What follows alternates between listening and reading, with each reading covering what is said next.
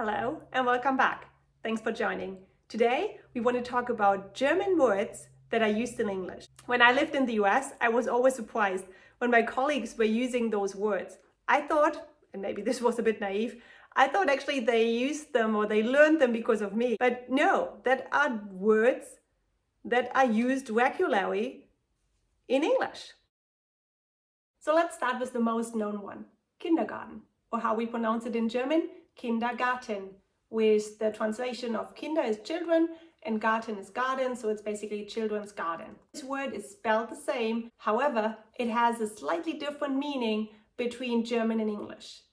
In Germany, it's not part of the school system, so kids of the age of 3 to first grade go to kindergarten, and the focus is not academically, it's more on playing, interacting with other kids, going on field trips and singing and doing crafts. And it's also not mandatory for the parents to send their kids to kindergarten, compared to in the US, where the kindergarten is already part of the school system. The schools usually are from K to 12, so from kindergarten to 12th grade. And when my daughter first got to kindergarten in the US, she already used the yellow school bus, so in the morning she got picked up and brought to school and learned more academically, so she learned to read, to write and math already when she was 5. What's funny though is that the German concept of kindergarten is more what is the concept in the US of preschool. And if we would translate the word preschool to German, it would be Vorschule, and that is more the concept of kindergarten in the US. So it's more or less swapped. This word is my favorite, because my IT colleague used it all the time. And again, I thought because of me, or maybe he has heard this word so often when he was talking to our German colleagues that he just, inhaled it. But no, also a German word which is used commonly in English. We write this a bit differently, so we spell it with 2 T, compared to in the US it's only 1 T. However, in both languages it's the same pronunciation, kaput. So if your phone is broken, if your phone is kaput, or your laptop is kaput, so this is basically the example of my IT colleague who was always saying, oh my god, there's another laptop, is kaput. So this is how often I heard this word when I lived in the US. So the next word, Dachshund, was when a friend of I were talking about breeds. I had no idea what she was talking about. Oh yeah, about the Dachshund. I said, I don't know. I thought it's actually my language barrier that we quite often had. And then she was describing what the Dachshund looks like, and she was even showing me a picture, and then I knew what a Dachshund mean. A Dachshund in German is a Dackel, even a dog I had when I was a kid, and my daughter is begging me for also to have one. And in English we call it Dachshund. So a Dachs is a badger and a Hund is a dog. So it's basically a badger dog.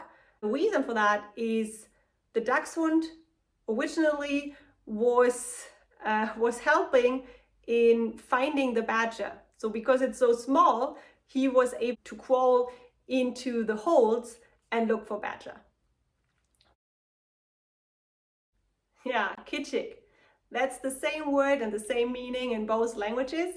The concept is hard to explain, right? But if you're in someone's house and it looks really like kitschy, it looks really kitschig, then you could say, oh wow, this house is full of kitsch. And in both languages it would mean the same. Yeah, this one I had to add also for my husband. So Foosball, in both languages the same pronunciation, but what means Foosball in German is soccer in the US, and what in the US is called Foosball is more in German what we call Kicker or Tischfußball. However, I wanted to add it to the list for all the ones who are into sports. So I gave already a list of 5 words that are used in English, but they're actually German. So if you liked the list so far, it it would be great if you would give me a thumbs up or even subscribe to my channel, and then you get further insights into differences between America and Germany, or also similarities as we learn today. I will continue the list. Again, both languages use the same word, also for the same meaning, doppelganger. It's funny that this word is used in English because, first of all, it's very long and also has this umlaut. Of course, in English, it's written without the umlaut with just an A, but still, you could use other words for that, so double or look-alike. But so it's funny that this word is used in English. I learned about it when I was reading a book, and when I first saw this, I thought it's a mistake, and then I looked it up. But yeah, so doppelganger is definitely a word that's used in English and German the same way, with the same meaning. The next one, stool, is also, it sounds very similar, and but it has a different meaning. The Stool in German is what we call in English chair, and the stool in English is what we would call Hocker in German. So it you know, the sound is so similar that therefore I put it on the list. Another word what's used in English is Gesundheit. So when someone sneezes, but also the Americans, they say Gesundheit. Another word I thought actually my American colleagues learned for me, but no, the real translation for Gesundheit means health. So basically when someone sneezes, we wish them health. This word, Wanderlust, is pronounced in German Wanderlust, and it means the desire to travel. I came across this word quite often because when we lived in the US, we traveled a lot, and then people were asking me, oh wow, so you have a lot of Wanderlust. In German, we would call it more Reiselust or Fernweh.